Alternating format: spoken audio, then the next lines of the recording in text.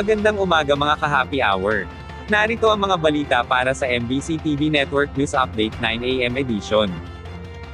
Alegasyong mayroong criminal enterprise sa hanay ng pulisya, dinepensahan ng PNP.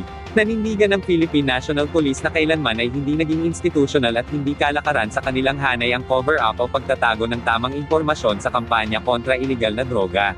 Ito ang idiniit ng PNP bilang depensa sa pahayag ni Department of the Interior and Local Government Secretary John Vic Remulla sa Malacanang kahapon na sinamantala umano ng mga nakalipas na administrasyon sa PNP ang reward system para hindi iulat ng maayos ang mga ikinasang drug operations nito. Ayon kay Police Regional Office 3 Director at concurrent PNP spokesperson Police Brigadier General Jean Fajardo, walang sinumang chief PNP ang papayag sa ganitong iligal na gawain. Una nang sinabi ni Remulla na kanilang iimbestigahan muli ang kontrobersyal na pagkakasabat sa 990 kilos ng shabu noong 2022, gayon din ang iba pang malalaking operasyon ng pulisya kontra droga. No chief PNP in his right mind will allow the giving of rewards para lang pumatay po ng tao. Kung may mga ganito pong mga illegal scheme, hindi po ito institutionalized sa buong organization. Marami na po tayong dinismiss na mga police regardless of their rank.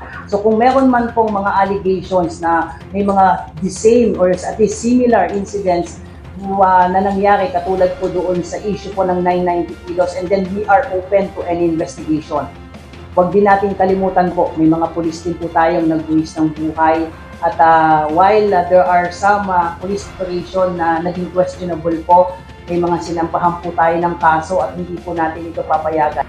Samantala, panibagong oil price hike sinimulang ipinatupad.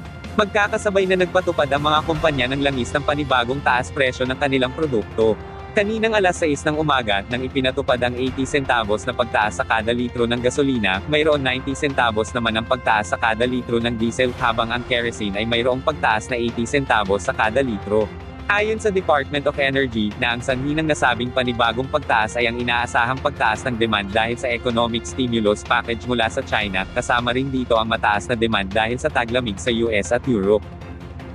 At yan ang mga balita para sa MBC TV Network News Update 9 AM edition.